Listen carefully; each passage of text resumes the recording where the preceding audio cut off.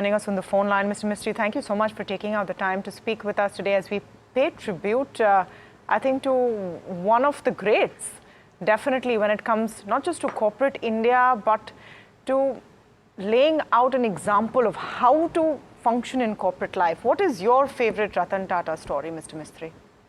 Well, I would put it this way, that for me, it is impossible, not just for me, but to my mind, for anybody else, to describe the enormous legacy that Mr. Ratan Tata leaves behind.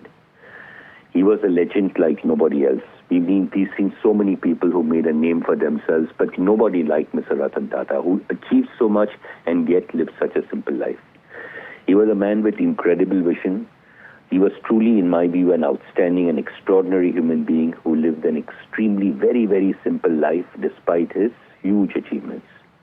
He had so much conviction in what he did. And under his leadership, the Tata Group grew from strength to strength. He had the vision and courage to make some extraordinarily successful acquisitions for the Tata Group. If you remember in those days, early 2000s, mid 2003, 4, 5, Tata's did a spate of acquisitions, whether it was in Tata Motors, where they acquired JLR, whether it was in Tata Motors, where they acquired Chorus, or earlier in Tata Consumers, where it was Tetley.